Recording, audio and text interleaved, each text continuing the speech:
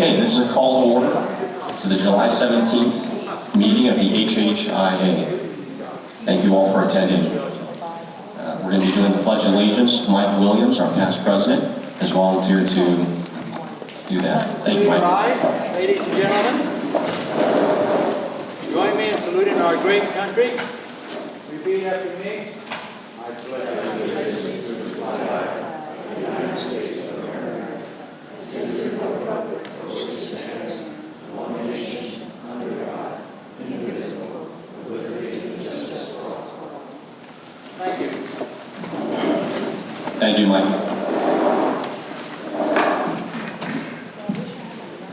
I'd like to have our secretary, Randy Black, do our roll call. Good evening, everyone. You'll notice that I'm displaying a spreadsheet, which we haven't actually been doing in the past. It's sort of a tracking spreadsheet, which we're supposed to do for our bylaws, whether a person's absent or absent, excused. So let me start with roll call. John Ford. Here. Scott Martin. Present. Randy Black. Here. Julie Tan. Jeffrey Lynn. Jerry Thomas. Absent excused. Or absent. Absent excused. Thank you. Let's see. Phyllis Rockus. Thank you. Cindy Green. Absent excused. Absent. Just absent. Shojan Koo.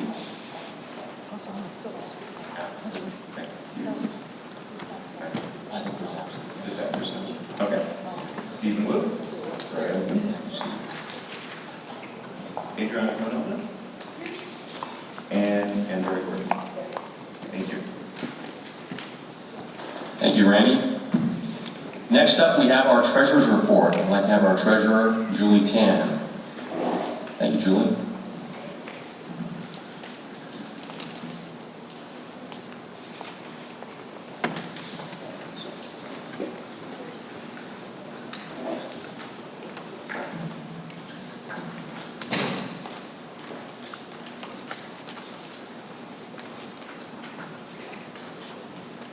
Okay, as you can see, we adding a lot of new members, and I just want to welcome all the new members.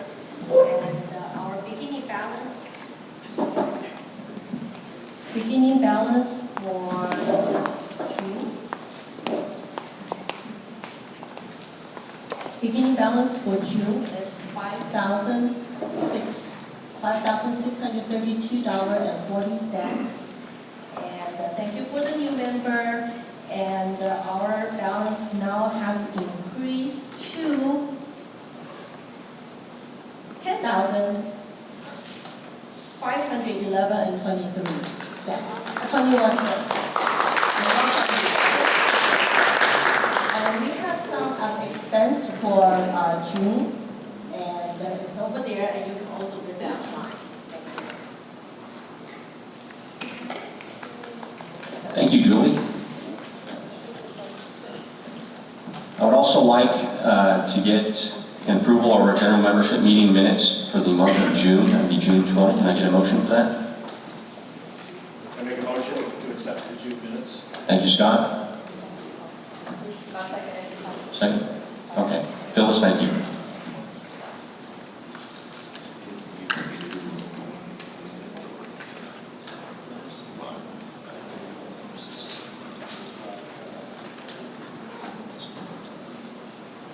We're going to do a roll call to do the meeting minutes, the approval of the meeting minutes. Thank you, Randy. Sure. This will be quick. Board, hopefully you had a chance to look at the meeting minutes from last month. We'll just do a quick roll call. John Ford. I approve. Scott Martin. Approve. Julie Tam. Yes. Yes? Yes. Okay. Jeffrey Lynn. Jeffrey Lynn. Do you approve the 40 minutes? Okay. Phil Sorkas. Phyllis? I'm wondering about this new protocol, so I'm going to abstain Okay. for now while I read through. Okay, should include here, Steve Blue? Same thing, I'd like to fill it in the second, this is the first time we're doing this. So do we all the issue for the second, for approve such a... If you have not reviewed the minutes, you can abstain from the vote.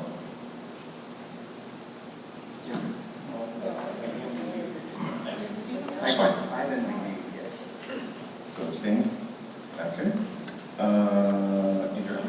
Same, That's right. same. Okay, and Andrea? I have a question. Yes. The document that Scott handed out, is that part of the minutes? No, it's not.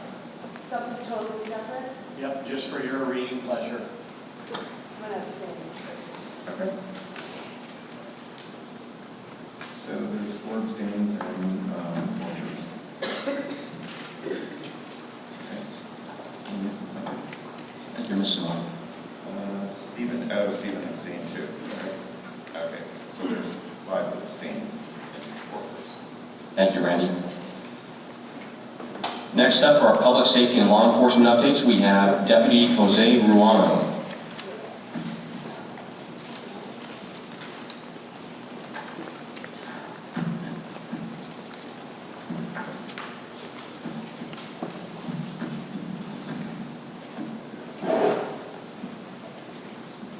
Good evening, everyone. I'm going to start off with the stats for the month of June.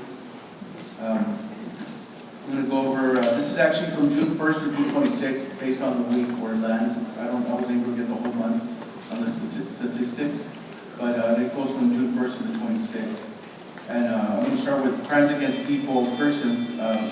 For the month of June, this year we had 5 assaults, compared to 5 assaults last year at this time. Overall, for the whole year, we're at 36 assaults compared to 38 last year at this time.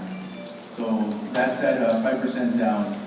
Robberies, we're at 2 for the month of June this year compared to 2 last year at this time.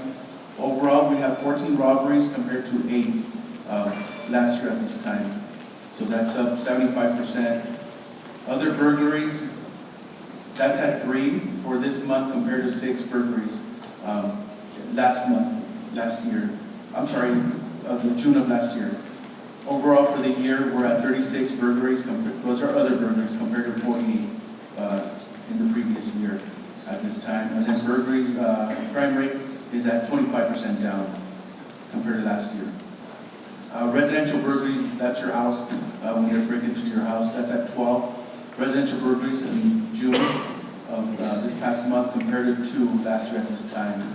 Overall, for the year, we're at 48 residential burglaries compared to 41 in 2022, and that's up 17%. Other thefts, we're at 37 for June compared to 44 thefts in June of last year.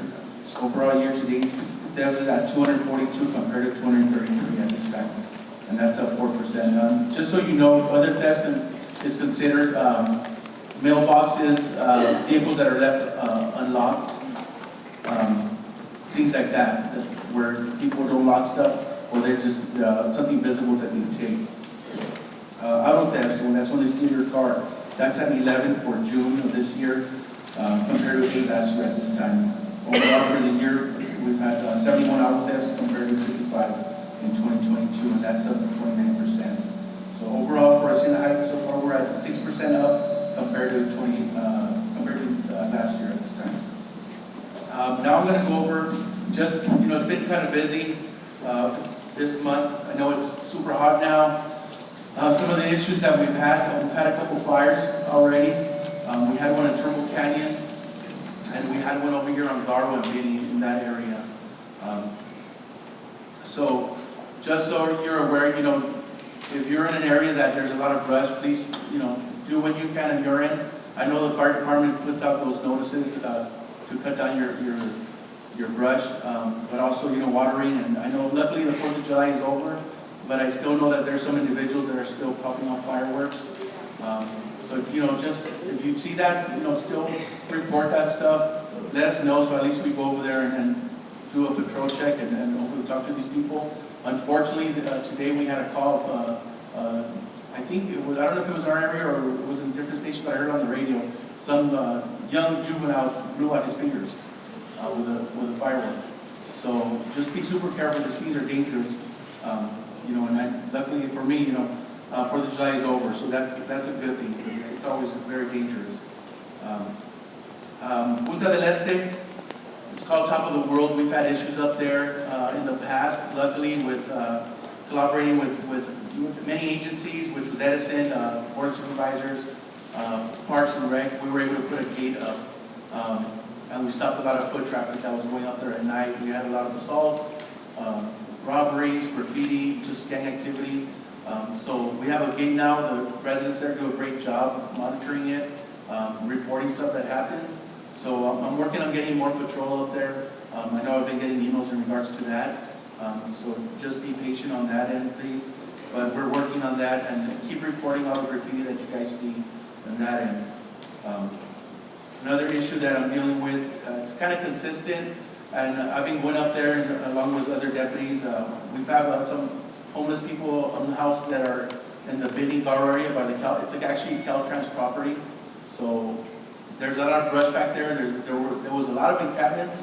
They've been moved, but unfortunately, we move them and they go to other places.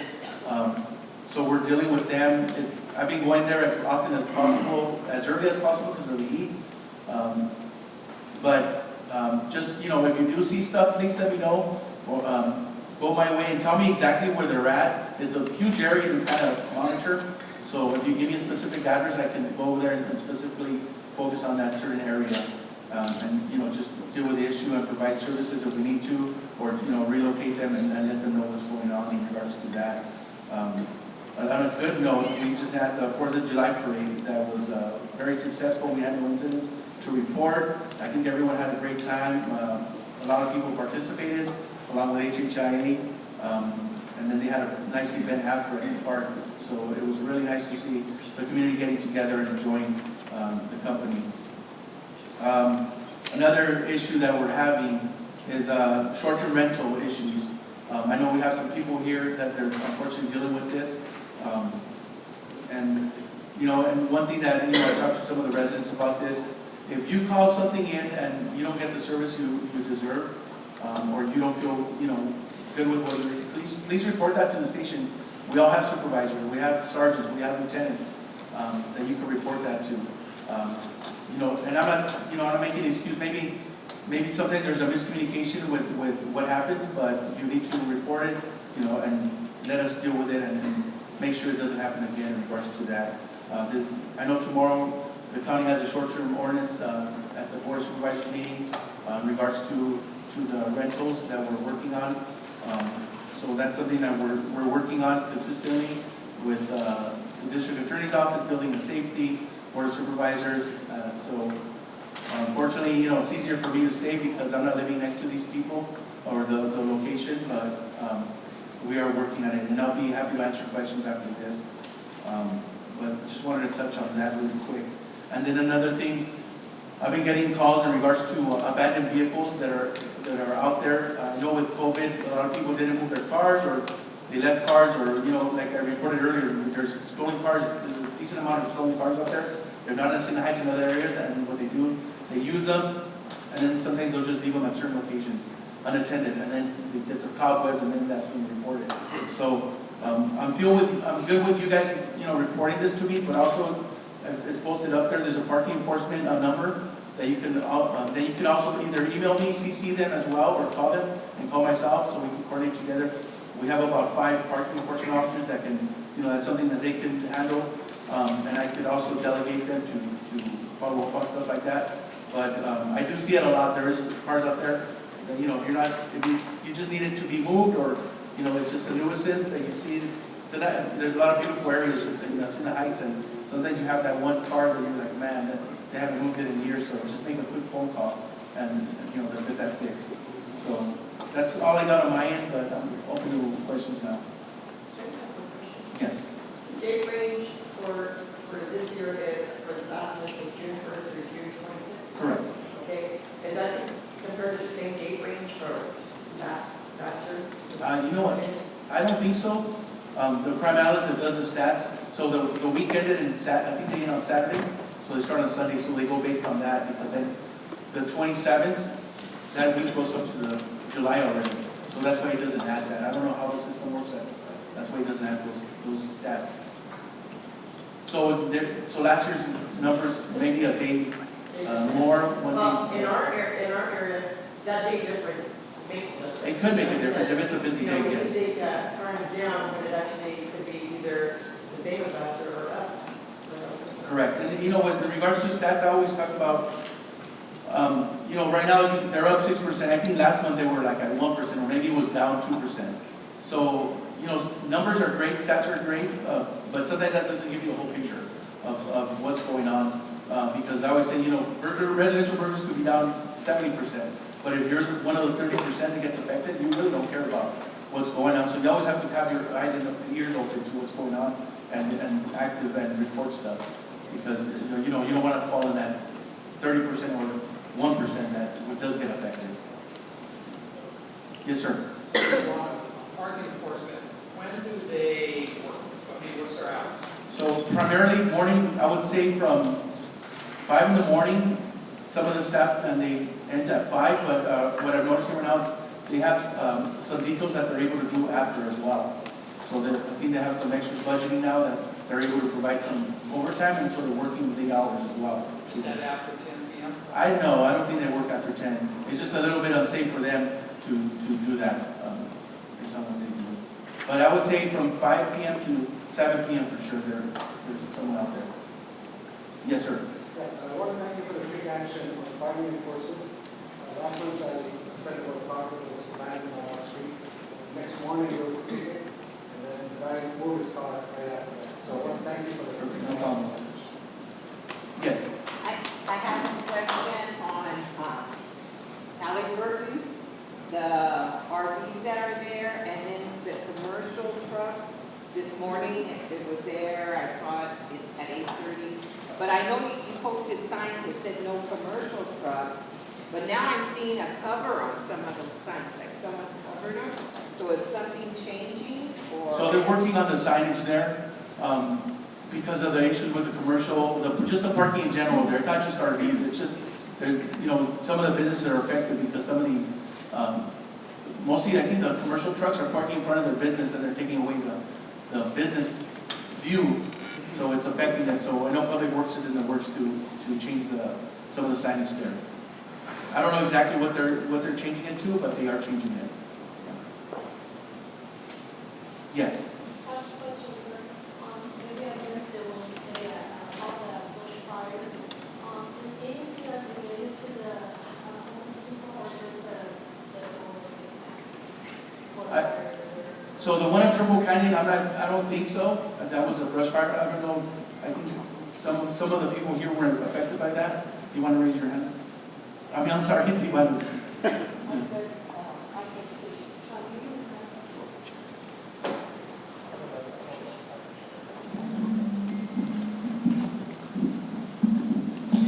I could see the fire on the hill from my house when I was evacuating on Friday.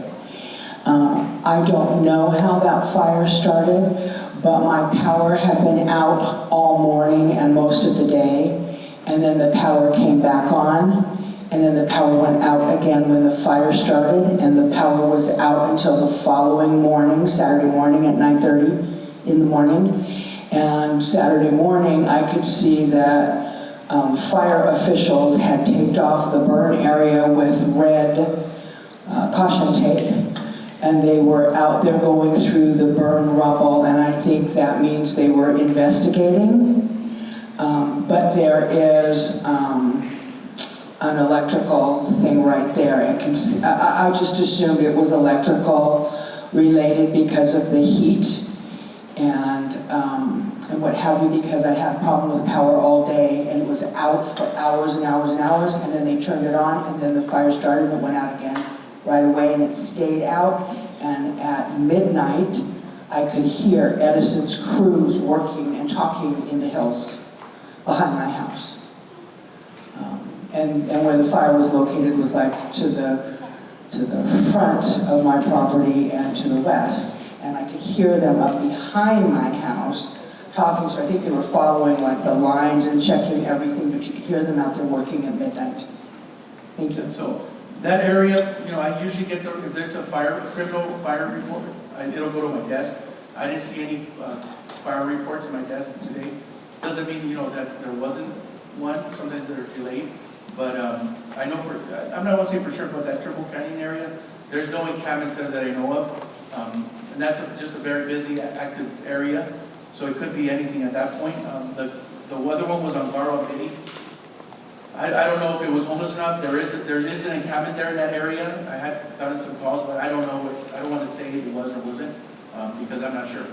Yeah, but you know, I know Caltrans. We've been consistently, you know, talking to them. I know they did put a work order in to clear all that brush, but they couldn't give me a date when they're going to do it because it's a big project. It's a lot of land to knock down all the brush, but they do have a work order in, so. I don't know the timeline on that. Anyone else? Oh, yes. Adriana? I just wanted to mention a couple of things. Can you hear me? Can everybody hear me or not? Here's a mic. Okay, I'll go. Stay here. Stay here. Good evening, everyone. I wanted to mention a couple very important things. As Deputy Ruano mentioned, this is a time where we need our community to step up and write emails, make phone calls about tomorrow's ordinance that will be presented to the Board of Supervisors.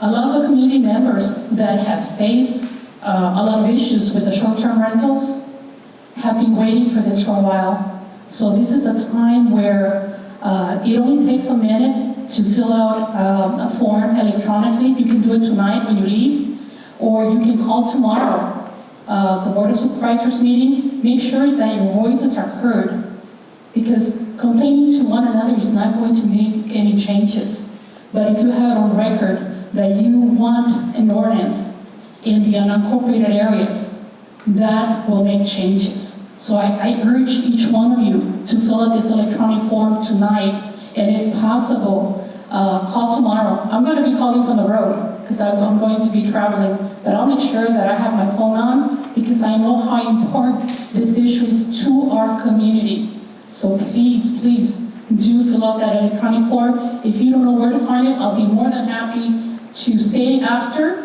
and show you where to find it. It's such an important issue for our community. Another thing that I wanted to mention is the encampment close to Simpson. Deputy Ruano, myself and Kyle have been working on this issue. It doesn't happen overnight. There's a process in place, but I can tell you that we are on top of it. Things will get done. Part of the encampment was cleared up, and now we're working on making the other part of the encampment cleared up. Please use the Works. Is everybody familiar with the Works app on your phone? Please complete that whenever you see graffiti, encampments, whatever.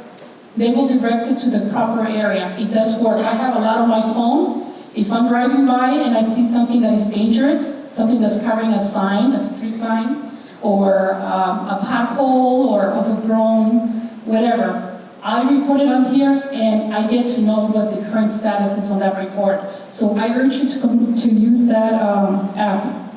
And that's it. I'd like to say something also about that agenda item for tomorrow on the board's agenda about the short-term rental situation. It's agenda item number 2. And if you're going to use the app to submit your comments, you don't write out in the little box agenda item number 2 because it's not going to find it. You just put the numeral 2, just 2. And it will bring up what the ordinance is, and it'll open a little box for you to submit your comments, and you can. It's important that you use that and not just send an email to your supervisor or to their staff, because then the board, official board records, don't get your comment.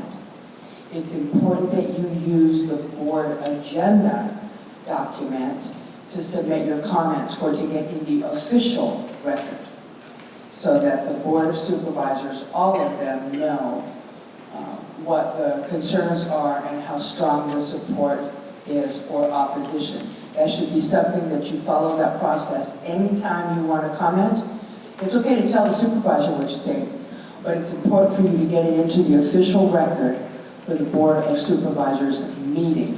And that's a different location.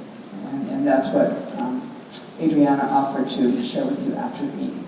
Thank you. Anything else for me? Yes, thank you for all your Thank you.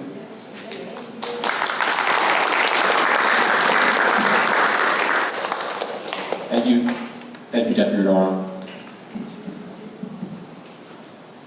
Next up, in regards to public safety and law enforcement, we have from the CHP. I know that's not Officer Salazar over there. And someone else.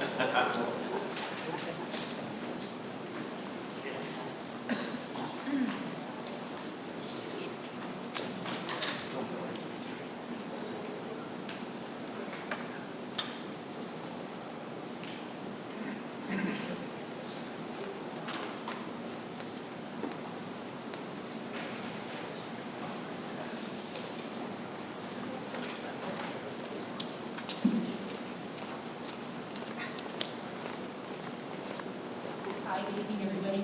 I'm Officer Sonia Guzman. I'm from the California Highway Patrol, Santa Fe Springs office. I do apologize, I am filling in at the very last minute.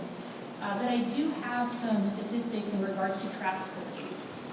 However, it's going to be for our entire area. Normally, we do set aside everything that revolves Hacienda Heights. But just to give you an idea, geographically, Santa Fe Springs, we cover a very large area. 605, starting from the Orange County line, all the way to the 60 freeway. We cover the 105, basically all the way until Garfield. We cover the 91, right, from Atlantic Avenue all the way to the Orange County line. We also cover unincorporated Hacienda Heights, Roland Heights, unincorporated Whittier. So today you're going to get those stats for the entire area. As far as fatalities, currently, let's see, for June 2023, we don't have any, so that's good. For June 2022, we had 2. For injury collisions, we had, let's see, for current, we have 135. Last year, we had 188, so that's down by about 28%. Reportable collisions, injury collisions, hit and runs, it's going to be 135 for the current, and then for last year, it's 190. So again, that puts us down at negative 28%, which is pretty good. Total traffic collisions. For the current year, we have 438. That doesn't include what we've obviously taken, for June, but I'm sorry, for July. But that's 438 for June of 2023, and past June 2022 was 554. So that's down by about 20%. Another good news, we have the Senior Volunteer Academy that just completed this past week. We actually have 4 new senior volunteers for our area. What that means for the public, everything they assist us with is mainly inside the office. But I believe that the services that we provide at our area office are just as important as the services that we provide out on the road. So that means if you make phone calls, you have to file a report. We have more staff that's available to take those phone calls and at least direct you to the right person so that they can help you out. Same thing with the front office, right, at the front desk. If we have those long lines, those senior volunteers can actually help move all of that traffic and get the best possible service to the public. We have, 3 new officers that actually started what we call the break-in phase. That doesn't seem like a lot, but we are hurting for officers right now. So what their process entails is going to be 3 months of training, and that's going to be with 3 different training officers. So if they successfully complete each phase, which is roughly about 22 days, each phase is 22 days, that means we'll have 3 new officers out on the road, which means more bodies, right? More patrol, officers, a lot more safety to the public. As far as parking complaints, I haven't had any, at least I wasn't told of any recently, but if you all have any parking complaints right now, by all means, please let me know. I will actually write all that down and I will forward it to the appropriate staff so that we can go ahead and develop a plan so we can go ahead and take care of that. Are there any parking complaints as of now that you guys may have? I saw somebody raise their hand. Yeah, in my neighborhood, there's a number of cars there's actually one with the cover on it. It's been there for probably a year. About a year? About a year. I've called on it a couple of times. Is this creating some sort of view obstruction or anything like that for? No, it's just it's just a house. And what area is this? This is near the Glen Elder area. Where's that? Glen Elder? Glen Elder? Where they're building that new school. Oh, Or the new, just jot that down real quick. Do you have a cross street for that, for Glen Elder? yeah, Henning. Close to where the pedestrian bridge is, where Okay. that cabinet was. It is. Does anyone else have any complaints? And I will tell you this, I do work the 60 every day of my work shift, if my seniority gets me to it, but so far I've been working it every single day, so I would be more than happy to go and check out these parking complaints. That's what I'm saying, by all means, let me know now. I'll be happy to go and take a look. I will pass it on to the shift, so that way we can have more units, control these areas. It's just that the road gets so bad, there's grass growing underneath the car. Yeah. I mean, kind of, how can an enforcement officer not see that and So, realize it's been? yeah, we typically, if we're not responding for calls for service, most of the time we are going to be patrolling, but unless we specifically know of a specific complaint, then there isn't anything that we can do. So that's why it is very important that you either call our office, you can actually call our office directly. You can look up CHP Santa Fe Springs. A front desk officer, or maybe one of our senior volunteers, will take that complaint and they will pass it along to the appropriate beat unit. I've been calling the sheriff. So. Okay, no, Maybe you that's can give us a try too, doesn't hurt, right? So if they're too busy maybe for, other calls that take priority, then maybe we can go ahead and cover that as well. Anything else for now? Yes, Are you from CHP? yes, out of Santa Fe Springs area, Okay, July 5th, July 5th. right after the July 4th holiday, my wife has left side tire and I have a problem, so I have to go to the tire store to check it. And I go down 7 south, go to the 60 west, Okay. in the middle there, right before the light there. Mm-hmm.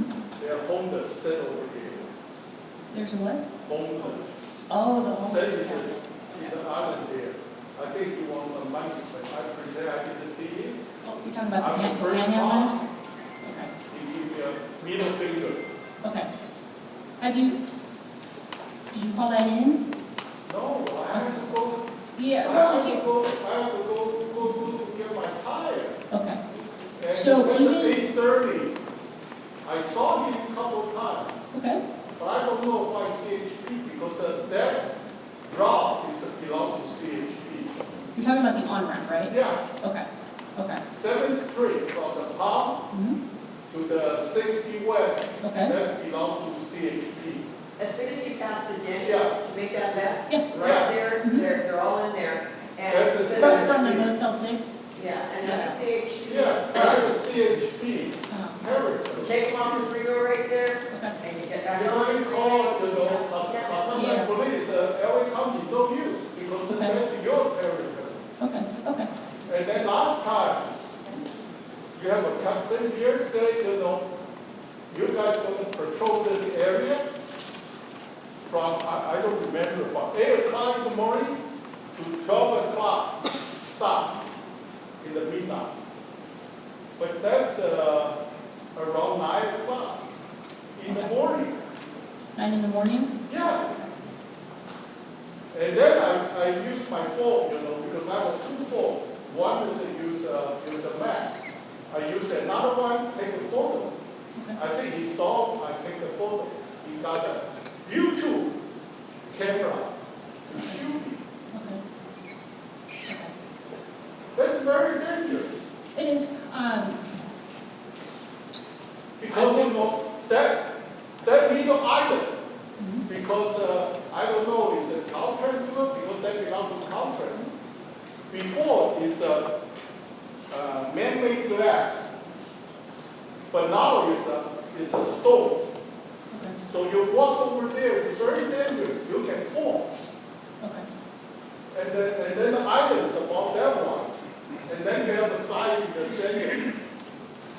He relied on the sign. He put his back in that sign. He relied on the sign to stay there. But what happens when we drive over there? He falls.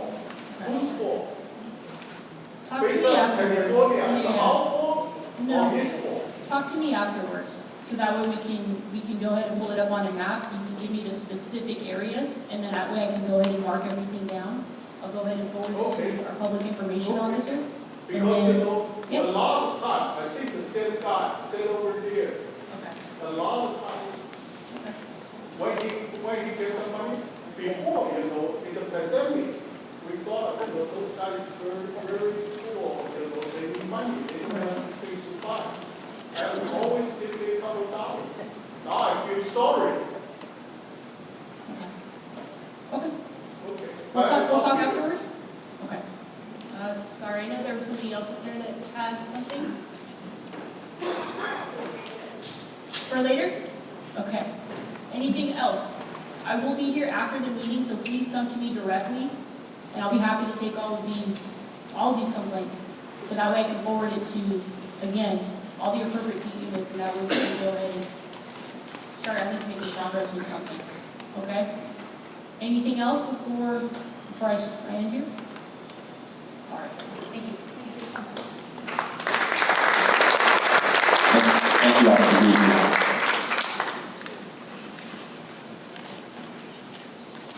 Next up, we have public input. We do have, first up would be David Fang in regards to Motel 6.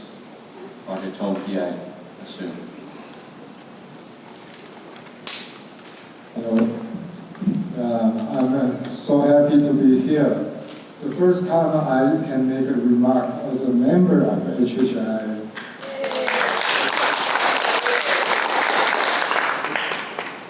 Yeah, I feel really good about that. But for the past 2 months, we have a peaceful rally against Motel 6 become the permanent homeless center. We have 5 times peaceful. But our county supervisor claimed it's anti-housing and anti-LGBTQ. I don't even know this word. I don't know what's that. And he said her staff was threatened and harassment. My God, Jose, deputy, always there. May 4th, and our protects in the San Gabriel branch office. I don't know what's that. She treat resident of Hacienda Heights like that. But last Saturday, she had a grand opening in La Ponte Aquatic Center, water park, for $35 million. What's the difference?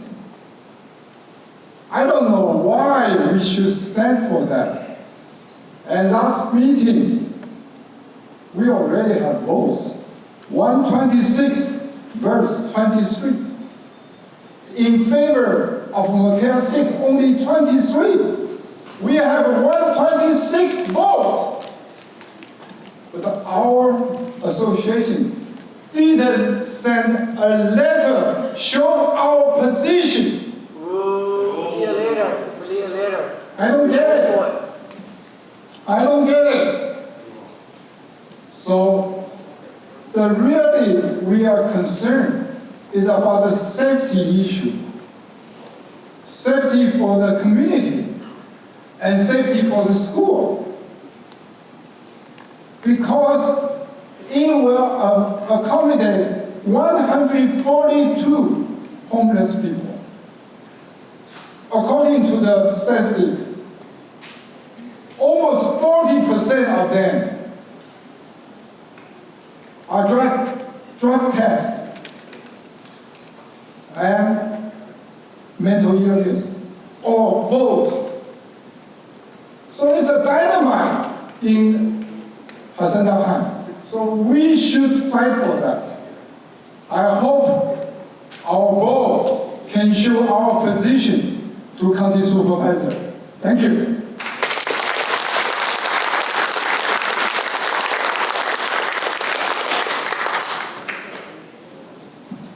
Thank you. Next up would be Mr. Mike Williams.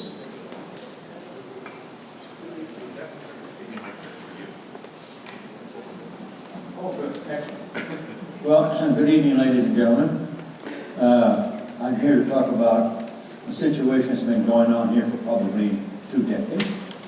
And you can find out more information about this. The situation involves the Cumetco Battery Recycling Facility, which is across the street from Hacienda Heights on Clark Avenue. And there's been a lot of things going on. And this is a situation which has affected the health of many residents here in Hacienda Heights. So I invite you on the 20th of July, Thursday, this coming Thursday, at the Torch Middle School Gymnasium, 751 Blankman Avenue, and the opening is up there, the City of Industry. There they will have an open house and informational update meeting. They'll have information tables from 5 to 6 p.m., followed by an informational meeting update. This problem has existed for a long time here, and is a real and ongoing problem. And I can remember 10, 15 years ago being involved in this very same activity. So if you're concerned about the health and welfare of your neighbors here in Hacienda Heights, please attend this meeting. Thank you very much.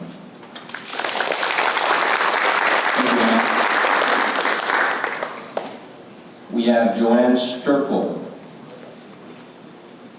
Apologize if I pronounced that incorrectly. It's close. I just wanted to make a quick comment that the flyer that was up here about the meeting is on the HHIA website as well on the splash page. So as soon as you bring up hhia.net, you'll see that if you need that information. My family grew up in Hacienda Heights. When we first came here, we were on the other side of Hacienda Heights, Boulevard. And my kids all went to school here, graduated one from Los Altos, 2 from Wilson. Since then, we have moved on the other side, and I live on Park Lawn Road, right off of Colima, which is now a freeway. When we moved there, it was too late. I would like a no left turn sign there, but I know you'd have to station a policeman there because people don't really look at what's going on. I want a stoplight there because everybody comes down that street very fast. They go 1 block, turn right on Pepperbrook to get out to the freeway. And I would like something done about it. Like a light there with a no left turn. That's it. Would you repeat those cross streets again? Park Lawn Road in Colima. Park Lawn Road in Yes, Colima. it's only 1 of 2 streets from Hacienda to Azusa with no light. And it's a mess.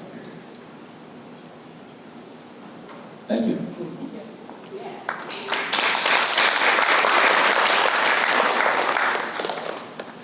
For those of you that don't know, we do have public input request forms over at the table over there. They're available before the meeting. We encourage everyone that has something to say to please go up there and submit those to myself or our secretary, Randy, at any time. Thank you. Moving on, we don't have any presentations for the month of July. We'll be going on to our community representatives. Representing our first supervisoral district, we have Edith Gonzalez.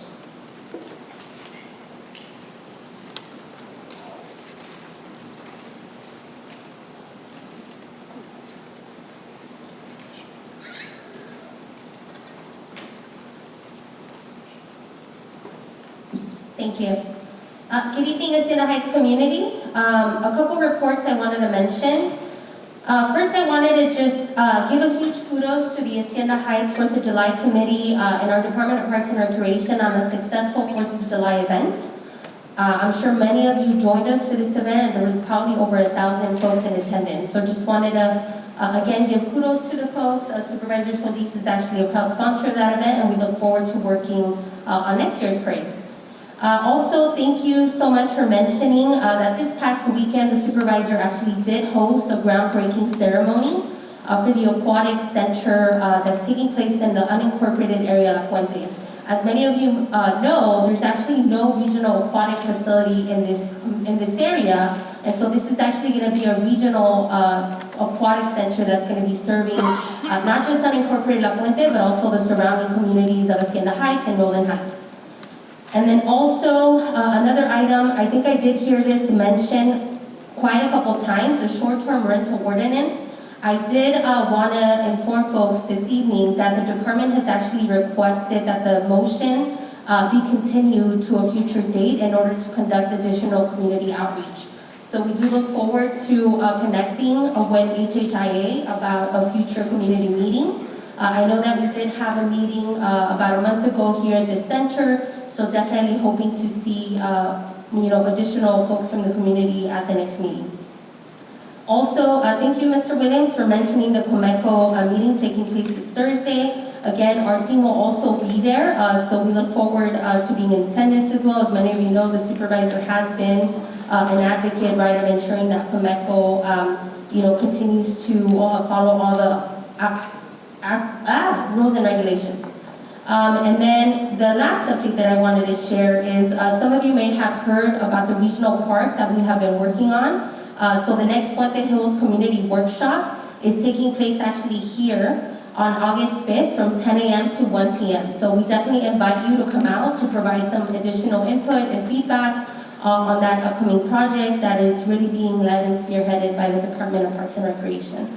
Also, we did take a couple notes on some of the casework items that have been mentioned here tonight, but my team and myself will be here during the duration of the meeting, so please come find us if you'd like to bring any of the items to our attention. I believe we do have the Department of Public Works in attendance, but for any county-related issues, again, we will be here. Feel free to connect with us, and happy to provide any additional information y'all may need. Thank you. No question. Sure. Last time we went to the Solis' office and have a very peaceful rallies over there. We went into the office, a couple of us, because she said she would not want to have a meeting with a group of us, but she would like to have a meeting one-on-one. Few of us leave our names in California. From my understanding, until now, there's no phone call received from your office. Do you have any update on that?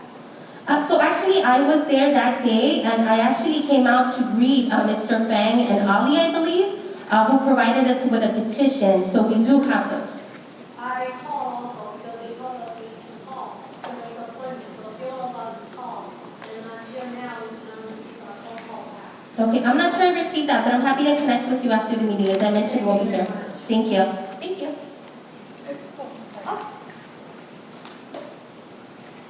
I'm looking at the agenda for the ordinance.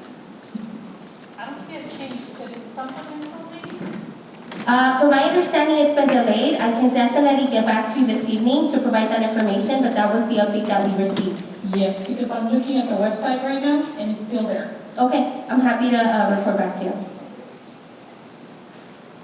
Thank you.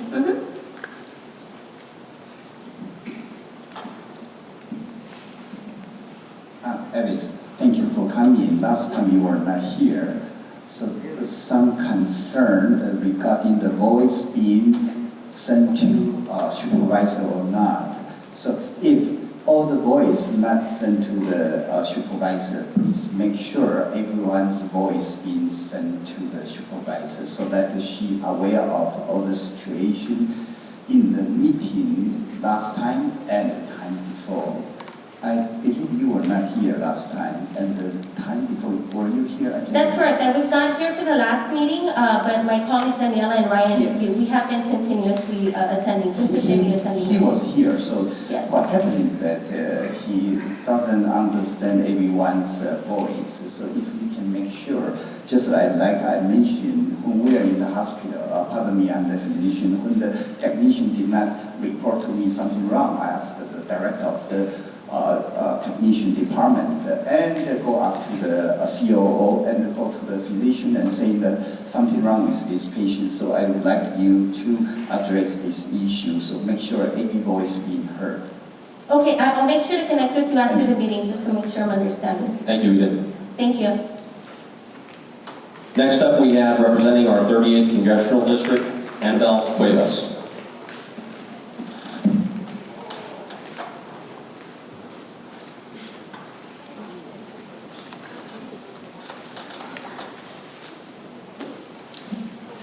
Good evening, everyone. Thank you for having me here today. I feel like I've been able to see a lot of you in the community in the last month. I'm happy to announce that our office was at the Hacienda Heights Pride event, so I saw some of you there. The Congresswoman also participated in the 4th of July parade, so congratulations on a successful event on that. And then some of you were also at the coffee with the Congresswoman that we held at Los Altos High School.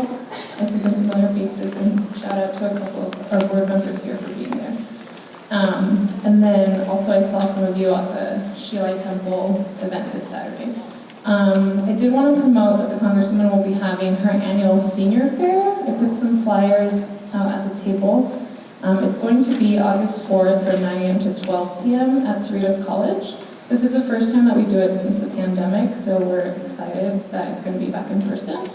We usually have over 1,000 seniors show up, and we provide services for Medicare, Social Security, Veterans Benefits, so there will be a lot of tables, and it's all free. You don't have to RSVP, so feel free to take a flyer and then share with anybody else that is a senior. It's open to all people in the 38th Congressional District. We are working with counties and cities to bus people in, since I know transportation is a big deal. So for Hacienda specifically, we're working on getting a bus to take seniors from the Hacienda Heights Senior Center all the way to Cerritos College. If you don't live in the area, or if you want to share with someone that doesn't live in the area, have them call our office, because we're making a list so that we can tell people where their closest bus location will be. You're also welcome to drive yourself. There will be free parking in lot 10, and everybody's favorite, there is free lunch. It is first come, first serve, so that's important. And then, as always, our office is willing to help with any federal agency issues you may have. The hottest topic right now is passports. So if you all need help renewing your passport, it's very difficult to get an appointment on your own, but if you give our office a call, hopefully not the day before your flight, we are usually able to help. So that's it for me. Does anyone have any questions? Hi, Annabelle. Hi. Thank you for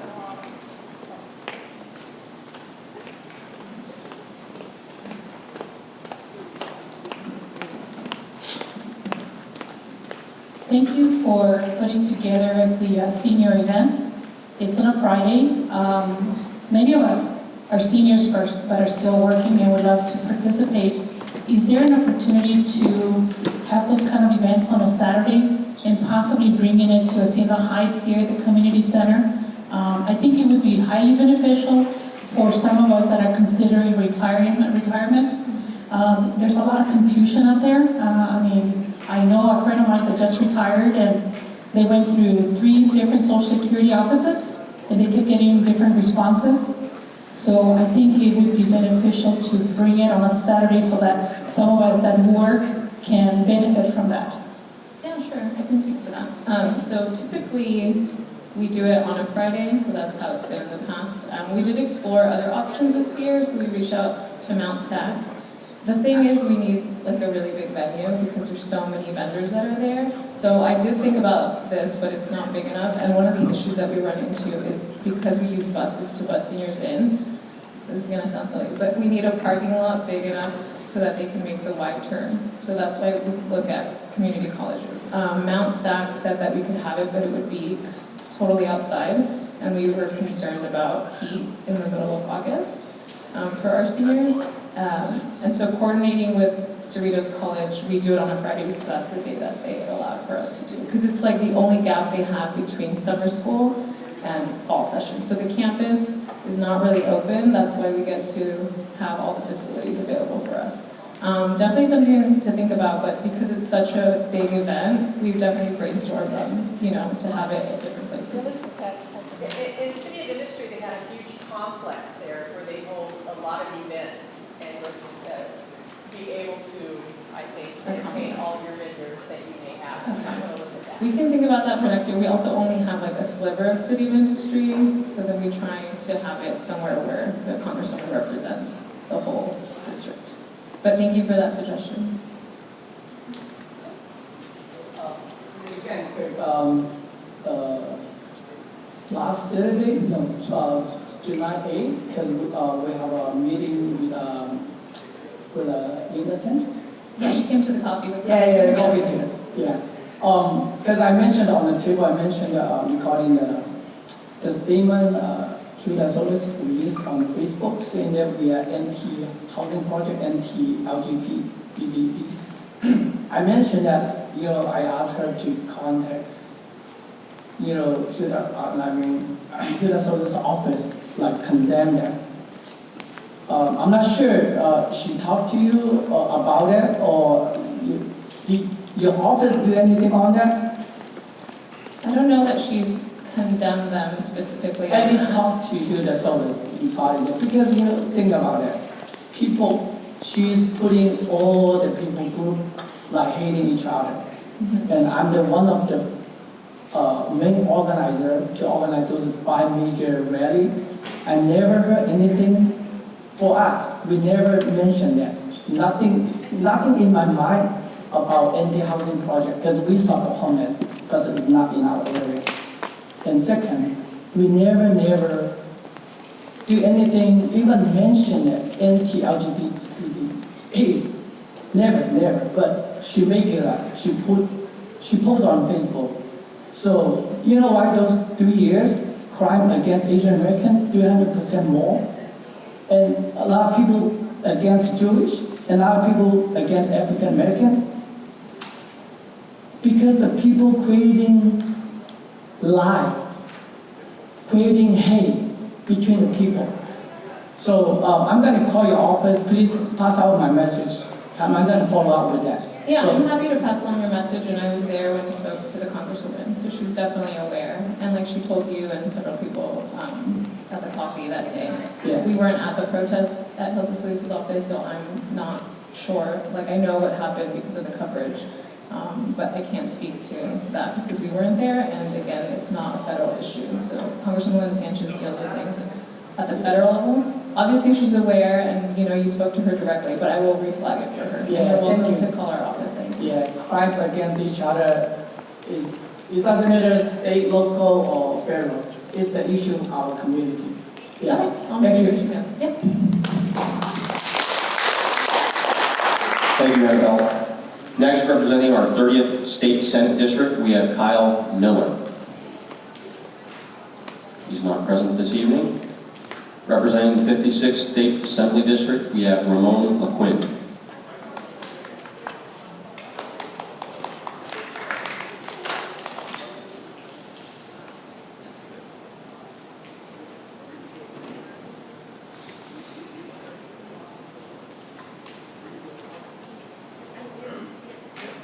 Hello, good evening. My name is Ramon Quinn. I'm here on behalf of Assembly Member Lisa Calderon. I'm her senior field representative and her caseworker.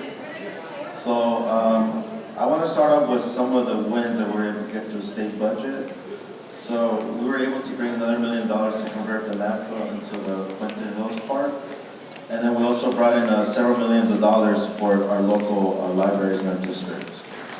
And then with, in terms of legislation, we had about 6 or 7 of her bills that she introduced within the Assembly, make it to the next House for the Senate Committee on Appropriations.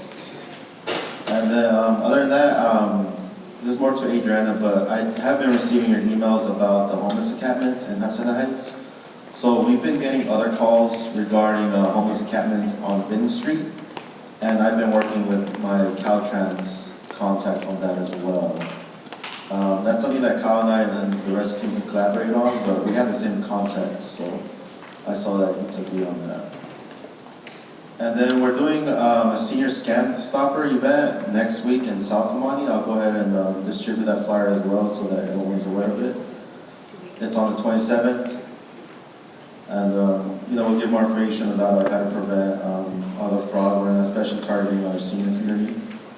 And like I said, that'll be in the South Amani Senior Center. And that's it. And then I'll go and take questions. There was an assembly bill that should have to do with children. Do you recall that? And it was not passed, and that governor wanted to bring it back. Can you provide more details on the bill? Yes, it was about children that were being trafficked. Oh yeah, the human trafficking. It was an SB bill, I believe. It was a Senate bill. Yes. I believe they did have an emergency committee on that, and I think it is still in the legislative line. Yeah. So I believe they are. It's still not, because I know they were looking to turn it to a 2-year bill, but as far as I know, they were able to have a meeting and it's going to the state legislature still. No. So it's not dead? No, as far as I know, no. But I'll give you my information too, and we'll connect on that to get more details. But as far as I know, it's not. Yeah, there was a lot of feedback in social media where people were very upset because they wanted the state legislators to pass it right away. Yes. Something that affects children. So Yeah. how does the assemblywoman feel about this bill? As far as I know, she is aware of it and she supports it. Yeah. Thank you. That's before too. Any other questions? Thank you.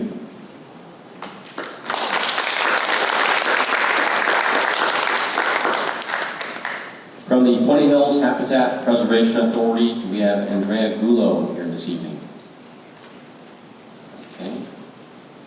Moving on, we have from the Hacienda Heights Library, Christina Cabrera Labrador.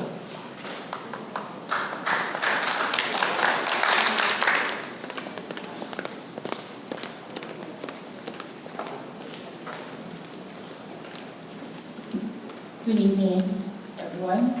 I would like to invite you to some of the events that are happening at the library, starting with tomorrow's event. July 18 at 6:30, we are inviting children ages 4 to 11 and their caregivers to our Family Fun STEAM Night. We will have various STEAM-based activities set out in our meeting room, along with an art project and a science experiment they can take home. Space is limited, so please register on our website. Then on Thursday, July 20 at 3 p.m., we are inviting teens ages 13 to 17 to put their dancing skills to the test at the library's Just Dance tournament. Battle head-to-head until there is only one standing.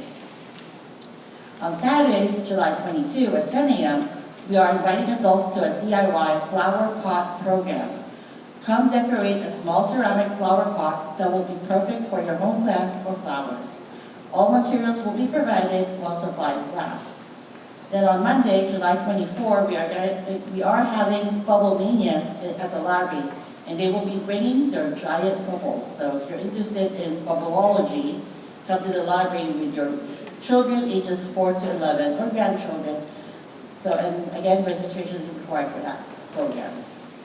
And then on Tuesday, we're having another program for children ages 4 to 11, and it will be a family game night. Checkers, chess, Jenga, Candyland, and Tic-Tac-Toe are just some of the games available at this event. Enjoy an old family favorite board game or learn a new one. Thursday, July 27 at 3 p.m., where the teens are again invited to the largest end of the summer ice cream social. So it's been hot, so the teens are having ice cream. Sorry, adults. So did you know that July is National Ice Cream Month? So they'll learn more about that and taste different varieties of ice cream.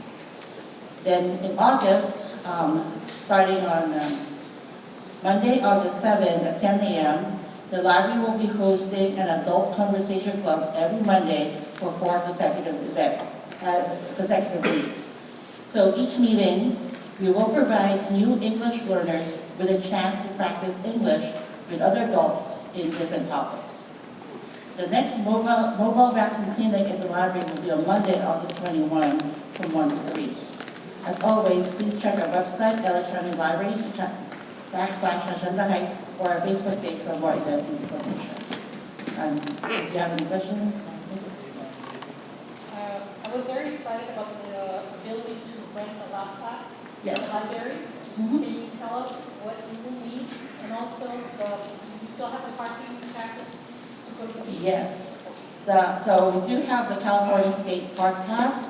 Currently, they're all checked out, but if you place a hold, then when one becomes available, you'll be on the list. And it's good for 10 days checkout. You cannot renew it, and it has to be returned to the front desk of the library. Now, for the laptops, it's a Chromebook, which you can borrow for, I now believe it's 6 weeks. So you can borrow the Chromebook. It comes with either SIM card, so it has internet built in, or it comes with a MiFi, which is a little device that will connect you to the internet. So we have limited Chromebooks, about 10. So again, there is a wait right now, but if you put in place a hold, call us, and someday you'll have it. Okay, any other questions? Thank you. Thank you. Representing the HHIA Temple, we have Evelyn Bush.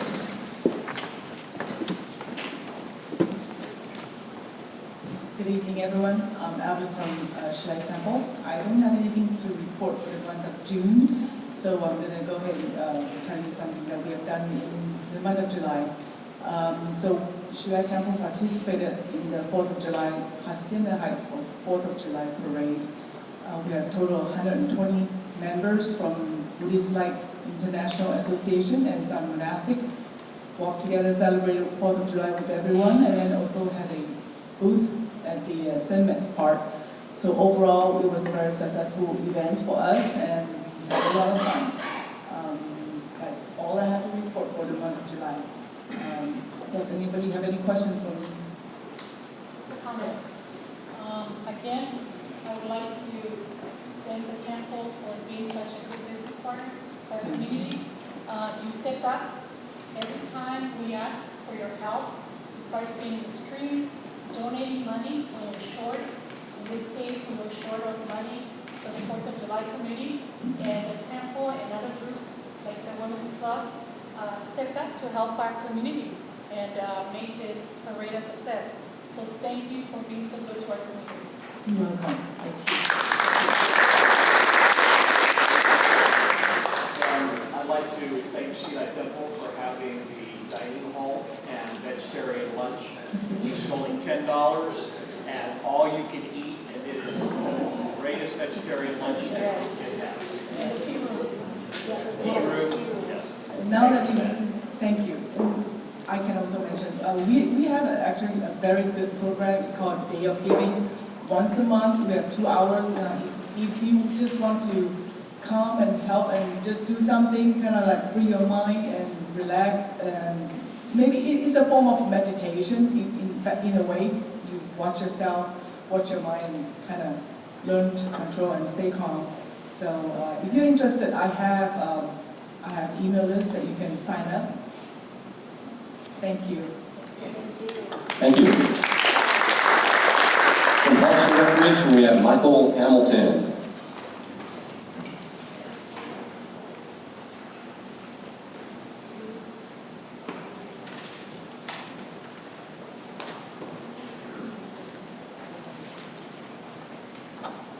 Hello, everyone.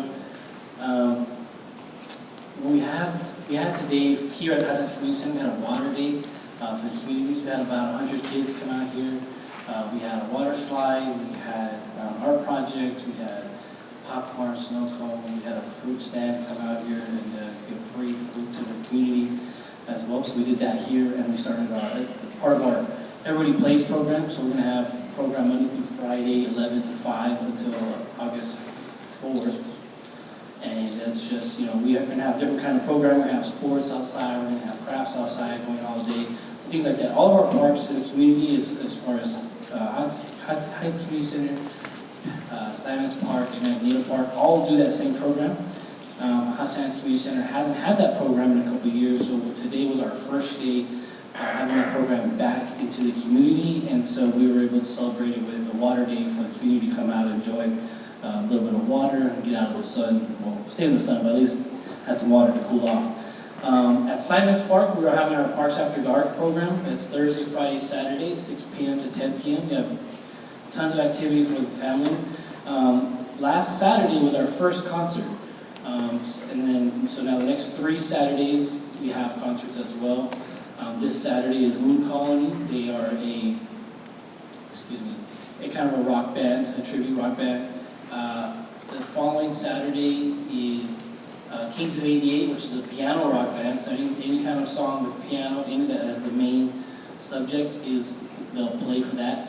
And then the August 5th, which is our last concert and our last day of Parks After Dark, we're going to have Little Willie G, the original voice of the Midnighters, will be out there with his 10 to 13 piece band that we'll have out there. Also August 3rd,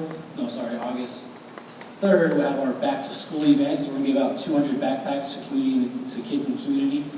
August 4th is Friday. We have a wrestling match out there.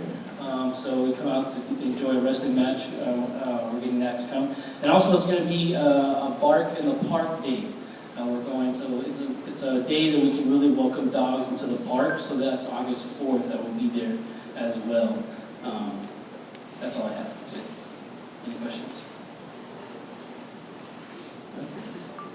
You got a question? Thank you.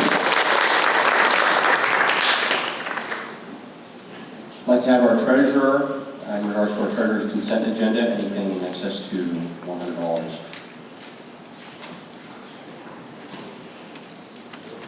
Julie 10.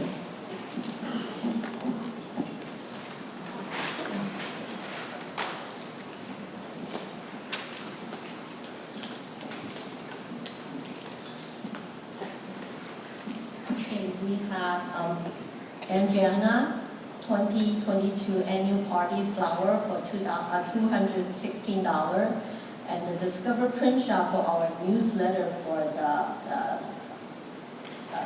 $262.80.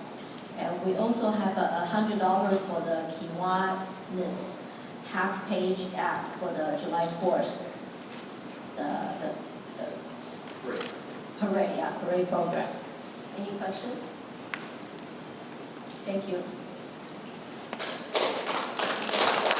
Thank you, Julie. Next up, we have our old business.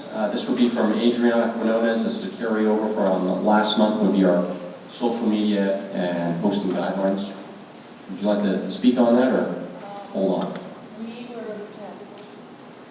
going to speak as a board privately. We have not had a meeting, so I would like to postpone that until then. Fair enough. Thank you. Moving on to new business, it would be Scott Martin talking in regards to a letter regarding Project Home Key in 7th Avenue Village. Thank you, John. In our informal directors meeting, we had tasked a board member to draft up a letter. I just wanted to put forward a motion that this board, we're not voting on whether Project Home Key should exist, but I would like the board to vote on whether we are going to put together a formal letter in response to Supervisor Hilda Solis sending a letter to us. It's the right thing that we should do, and it should contain all of the thoughts and events and activities that have taken place so that that picture can be put together in writing. So I'd like to make a motion that this board puts together a response letter to Supervisor Hilda Solis. I'd like to ask our secretary to handle that motion. Good. And roll call. Thank you. A second, excuse me. We need a second first here. Sorry, I need a second. Do we have a second on it? I'll second it. Thank you, Phyllis. And do we have any discussions on it?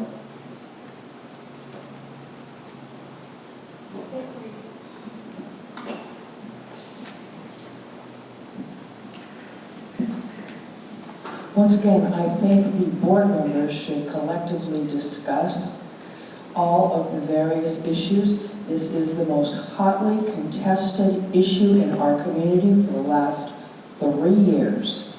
3 years we've been talking about this. And it doesn't seem to me that our community has been heard in the way that they should have.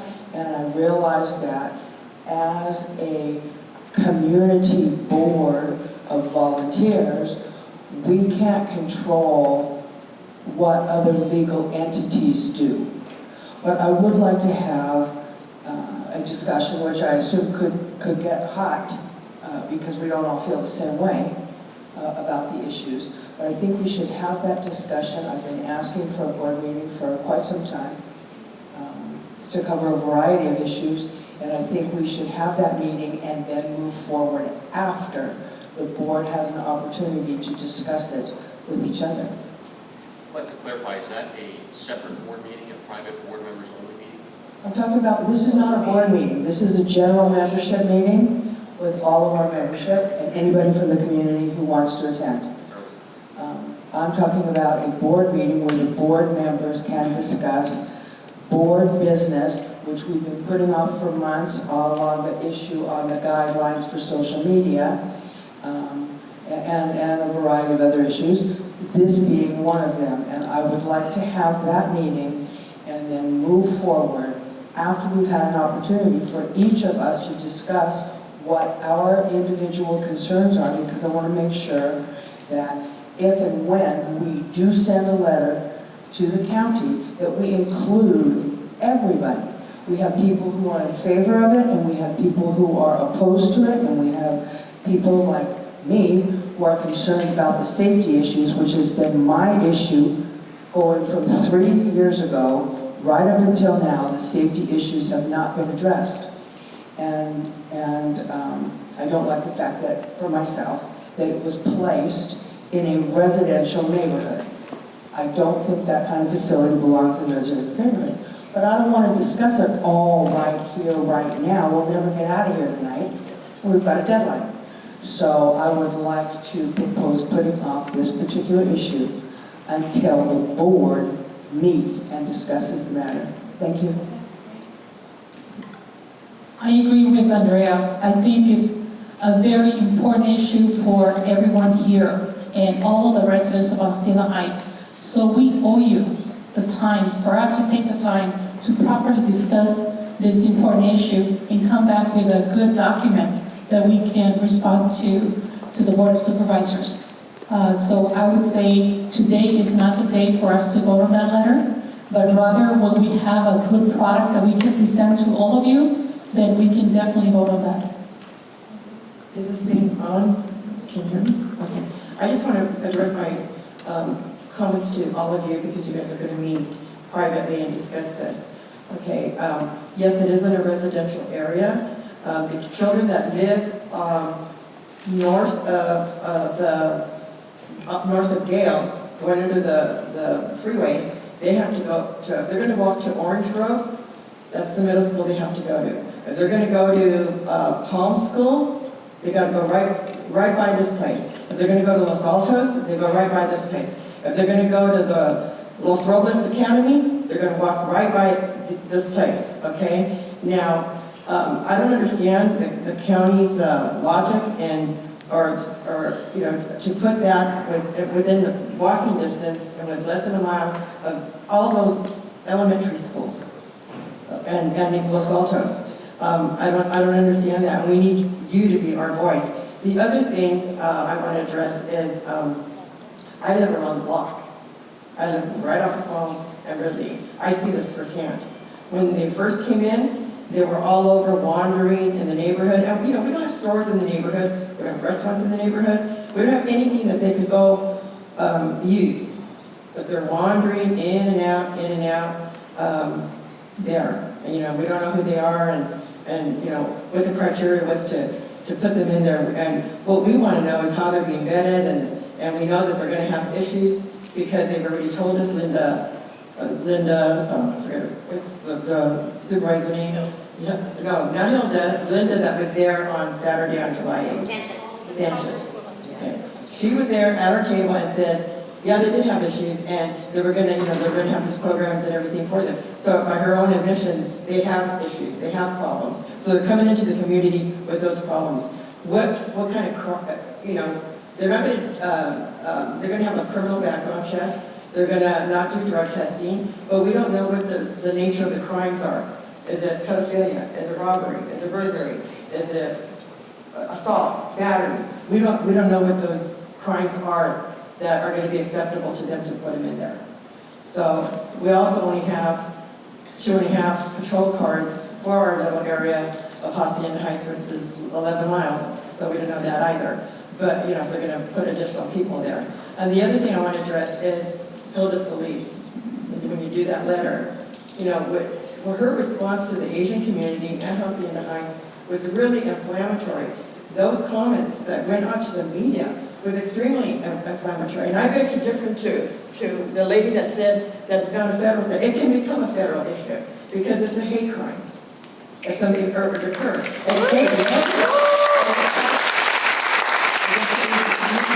So I think that, and when you address that letter, her letter to you, that you might want to point out some of the highlights, I guess, of what's been going on for the last 3 years. There's extreme opposition to it.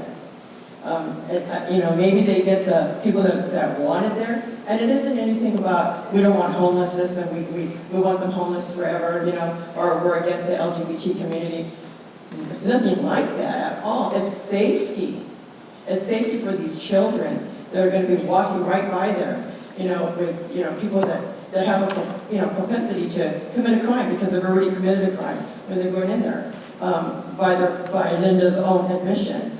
So that's the thing that I want to address, because we know that the city of LA wants to look really, really nice, and Karen Bass want to look really, really nice for those Olympics.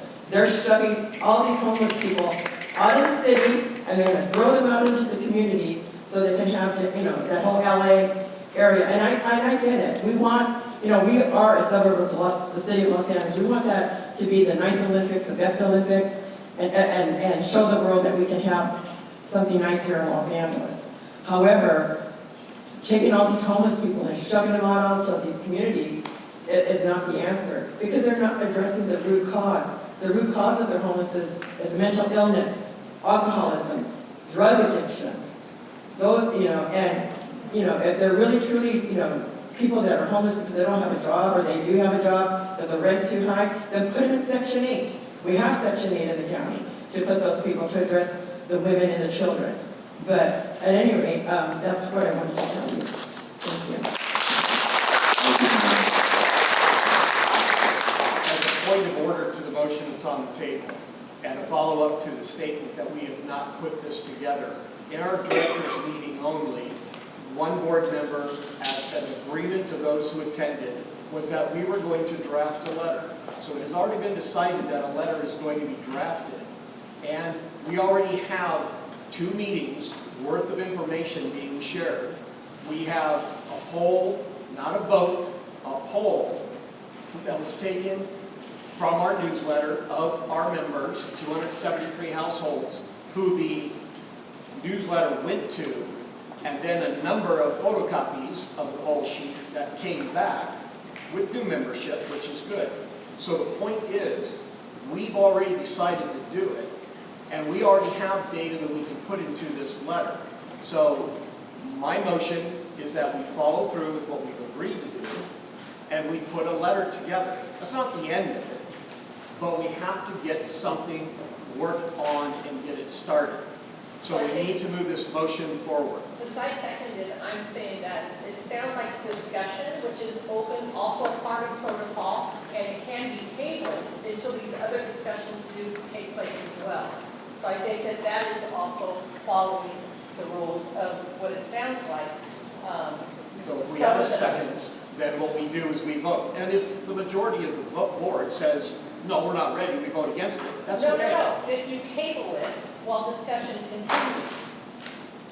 When will this You don't discussion vote. continue? We are here discussing it. Then John just stated, so he's stating that he's putting together a meeting within time. But I also want to mention, I know not with the home key, but with room key, I know that we have made it very, very clear when they moved into Motel 6, as a board, many documents have gone out, and Scott, you wrote some beautiful, beautiful words and put a great presentation together as well, that stated clearly from this board, which I was not a part of at the time, that they opposed having them here already. So this board has already stated, I am a new member on the board, stated that they were opposed to Project Room Key, but now it's Home Key, and I'm anticipating that, a lot of things are leaning in that same direction. I would assume a lot of the old board members are still here, but I think there's a lot more information now, and Nan, you said eloquently a lot of things, but a lot of those Q&As, some of the things that you assumed are not being taken care of behind the scenes,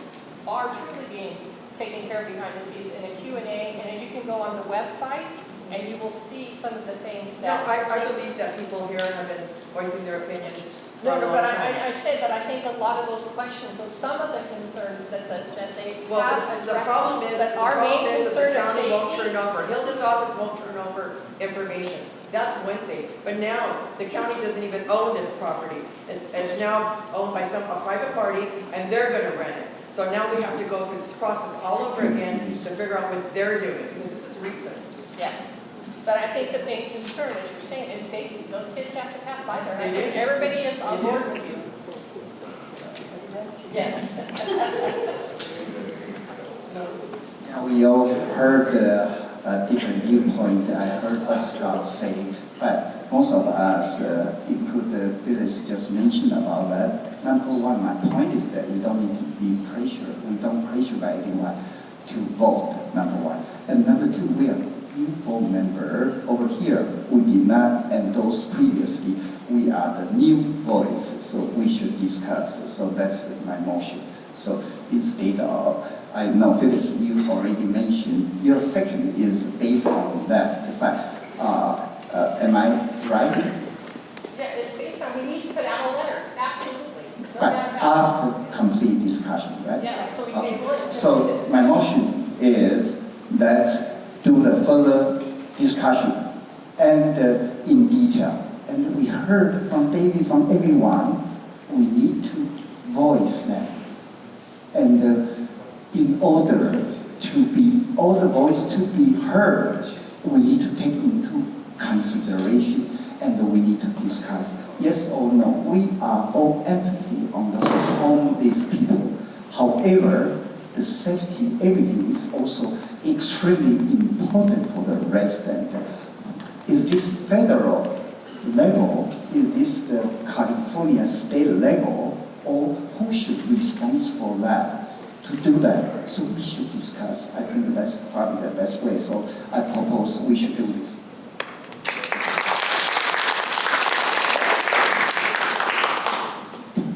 Thank you for your input.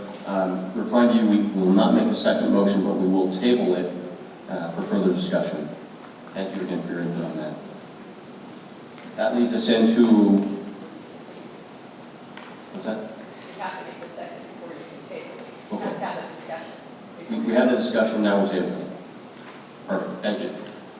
And that leads us into our second agenda item for new business, and this regards to proposing a change to the general membership meeting and allowing the board to have a second board member only meeting prior to the general membership meeting to discuss topics like this here.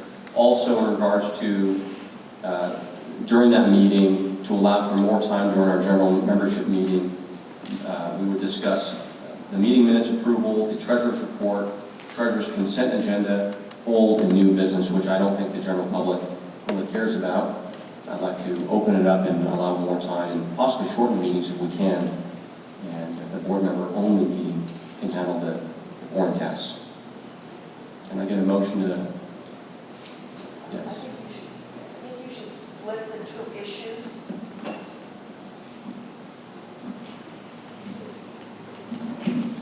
I think you should split those two issues. They're pretty diverse, those two issues, and you might get some conflicting ideas about those issues. So, if I may, I'd like to make a motion that the board be enabled to meet 1 week or at least a week prior to every general membership meeting to take care of some of our general business and to have some of these discussions like we were talking about just a moment ago, so that it does allow time in the general membership meeting for much more discussion and issues to be brought up. Would that take care of our treasurer's report, old new and new business, or? Well, I'm not necessarily in agreement with that part of it, which is why I suggest you split the issue. I think we should discuss at a board meeting how we feel that we can best design a schedule that allows our community members more time to bring their issues, to have discussion about their issues, and then if we can then come to agreement in a board discussion about how we want to handle board business, I think that's the place for it to be done. And then we can, and if we don't have agreement on that, then it'll have to stay here. But I don't think trying to bundle these things together is a good approach. I would prefer that we deal with the issue of regular board meetings to handle board business and move on from there. Separate from the general meetings, yes. So I made my motion, I just don't want you to lose track of that. For those that may not know me, I'm a lifetime member of over 20 years of the HHIA. I'm a past 5-term president. This organization is over 75 years old. It's been successful because the board works together. I am hesitant about having lots of private meetings. I don't understand what happened that after 75 years suddenly this format doesn't work.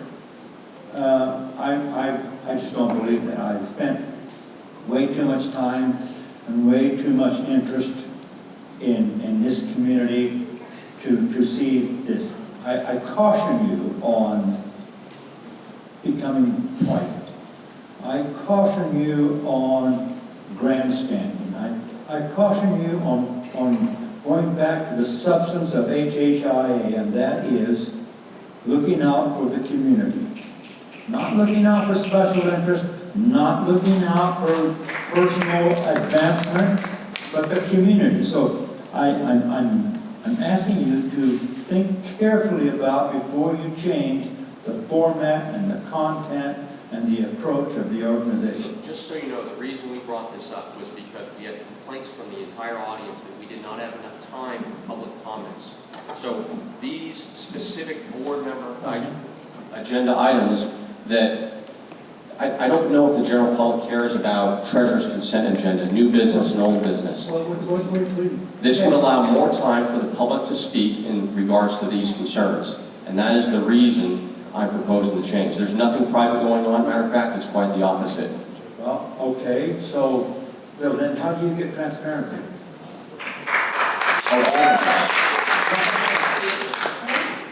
The membership needs transparency. Obviously, we're not on the same page, but I just a word of caution. I spent way too much time and invested way too much effort to watch something slowly transform into something else. That's all. Just a word of caution. Thank you for allowing me to speak.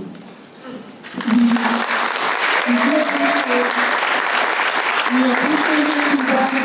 However, due to the important things that are happening in our community, it is important that the board members have a very truthful discussion on how to approach things. And as far as transparency, if you look at the webpage, in the Facebook page, everything's on there.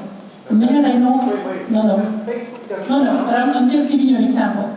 There is transparency more than it ever has been. I've been a board member for a while, and I have been a member for a while, and I've been a community member for a long time, and there has never, ever been as much transparency as there is today. And I can assure you, in speaking to the people in the public, you all know that if you have any concern, I do bring it up, and I'm very truthful to you as to what goes on. So you have my commitment, you have a commitment of every board member here, that we are working on transparency, on making things better for our community.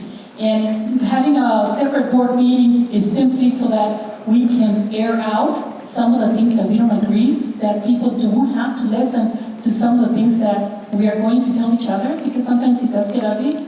You don't need to listen to that. But be assured that we will come back with a finished product. I just have something really quick to say. We actually pay to be members, so we should be able to hear everything that is being discussed, no matter how long it takes. And if we have to be here till 10 o'clock to have an open forum, we should be here till 10 o'clock, because we do pay our memberships to be here. They close at 9 p.m. What do you suggest that we do? So Start earlier. We get complaints. No, I think you made some very good points, but I think just to say that times have changed. I mean, 55 years of it all, there was no social media, there was no internet, there was no communication that way. So I think the communication, the websites, all the things, she was saying reach out to Hilda Solis's office for what's going on tomorrow at the board meeting. We have on our website a link. Boom, you click on that link, it takes you right there, you put your name and address in it, and it's there immediately. So there are things that are able to be accomplished. And so I think that, there's a lot of good people here, and everybody has Hacienda Heights. And that's why we're on this board. We want to serve our community. So I think that some of the things that are taking place, that we have 216, do we need to at some point every year, the annual meeting that we have, bring forth the budget and how much is spent and why? Money is, follow the money trail is always a very important thing about transparency. It needs to be, and it is up on the website. So some of the things that we're just taking off the agenda, the treasurer's report, for example, is still going to be posted, but it won't be discussed at the general meeting. That we won't go through that. And I think if there are questions about it, then that's when you put it out and say, hey, I want to go back to last month's, whatever. So we have to work through it and talk through some of those things. We may not change a thing. By the time we're finished talking, it may be exactly the way it's been for 75 years. Who knows? Would you like me to take my motion off the table? Want me to withdraw it? We're going to table it. I want you to keep the motion, just table it. Okay. I need a second. Second. Thank you. And I request we table. I requested time under new business, so do I have that time now? Absolutely. Pardon me.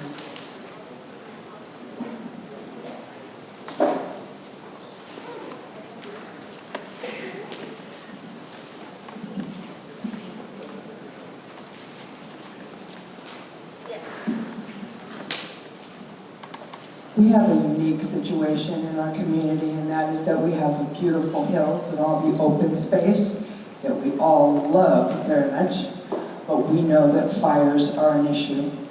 And almost a month ago, I received a notice of the LA County Fire Department piloting and testing a new type of tank mechanism for water that they use in open space areas. They piloted it in the Palos Verdes area, and it's called a helopod, and is a portable water tank. They can move it with a pickup truck on a trailer, put it where they need it, hook it up to a water source, and a helicopter, firefighting helicopter, can come in and siphon water.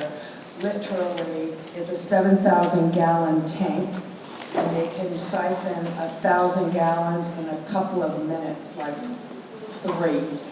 And the turnaround time for the helicopter to fight fires in our hills becomes much faster. Now, HHIA has had, for many years, 2 different funds that we cannot touch for regular business. It is restricted fund. It's the Park Trails and Park Support Fund, which has $5,377.30. And then we have the Park Support Fund, which has $1,571.01, for a total of $6,948.31. This kilopod tank, as it's called, costs $38,000, and we don't have that kind of money. But I think it is something that we need in our hills for our community, and we have these funds that are for the park open space area to use, and we haven't been able to use it for regular business things. So I would like to make a motion that I be granted the authorization of our board to research more about this tank. Reach out to various partners who might be willing to partner with us to fund the purchase of the tank. To reach out to the fire department and see if they are interested in that kind of a tank for our area. But I wanted the authorization of the board to be able to pursue the inquiries with officials in our area, like the board, like the fire department, and all that sort of thing, to be able to pursue this and then report back to the board with the findings of the inquiry, and then decide if this is something, if we get enough interest, if our community would like to go forward with purchase for our hills.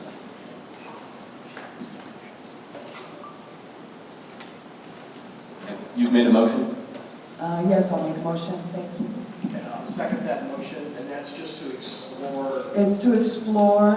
I didn't want to reach out to government officials as an official inquiry from our board without having a motion and approval to do that work first and see if there's interest in a partnership. And then, of course, if there is, it would require an exploration of funding, fundraising, and that sort of thing, because the basic cost is $38,000 and we have roughly $7,000.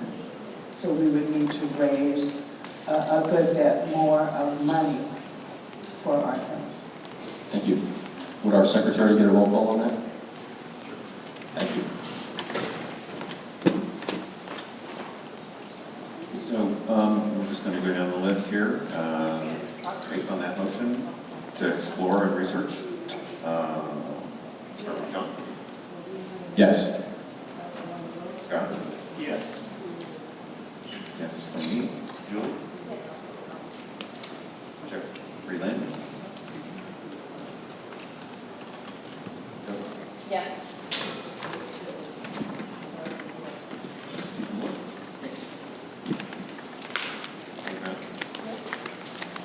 And of course, Greg. Yes. I figured that. Thank you, Randy. Okay, in closing here, Scott would say something. I'd also like to thank our Vice President Scott Martin and anyone else that supported and helped out on the newsletter, sending that out for June. Thank you for that. You got something from Scott Martin and Andrea wanted to say something. And typically in our July meetings, we will assign the treasurer to provide in our August general membership meeting a mid-year review of the financial audit recommendations that were made in 2023 We had a financial audit committee that looks at the 2022 finances for the organization. So we typically, mid-year, follow up just to see if those recommendations have been put in place and are we following those. So I'll just ask the president to make sure that in the August meeting, he provides time to have our treasurer just look back at, and then are we doing those things if there were recommendations for changes. I have one more issue that has to do with fires. Y'all know we experienced a fire on Friday. You heard me say earlier, I evacuated with the cat, had no power the whole day, didn't have any power till the next day, power was out again today. Issues in our community for those of us who live in the very dangerous fire zones that we have don't get alerts. And so I made a couple of inquiries about the county's alert system. And in making that inquiry today, one of the responses that I got was that the county's alert system is countywide only, which is why we likely don't get any alerts. But when I have a fire on the hill that's there, and I'm on the hill here, and my power is off, and my phones don't work, and my cell phone is in an area that can't call because the cell service is terrible, because cell towers, don't transmit through mountains and hills and things like that, right? So there has to be a system that works for us to be able to know that there is a fire and we have to evacuate. So that fire was already burning. I was in the house and didn't know it was burning, and I got no alert because now I'm told the county system is countywide. I believe that we need a system that is not countywide, that is area specific. And cell phones, text messages work even when the cell phone doesn't for calling. And I'd like to explore, or have the county explore on our behalf, some means of getting an alert system to where when they know there's a fire in Turnbull Canyon, all the people in Turnbull Canyon with a cell phone get an alert. Whether I'm at home, or whether I'm driving through, I should be able to get an alert on my phone that there's a problem in the specific area where I happen to be. And so, Edith, I'm sorry I chased you across the room with you, asking for your help. Thank you that you weren't leaving at that moment, and I'm hoping that you can help us explore and navigate our huge county system. I know there's the Office of Emergency Management, and I know there's the Fire Department, and I know there's the Sheriff's Department. Deputy Ruano, thank you for the legwork that you did for me earlier on this issue. And Edith, thank you. Just being able to explore these and navigate through complex systems, we need someone who knows the systems better than we do, and so I appreciate whatever can be done. And then, of course, we have a very diverse community that speak a lot of different languages, and so we would need an alert system that has different languages. So we would appreciate that, and I thank you for your willingness to assist.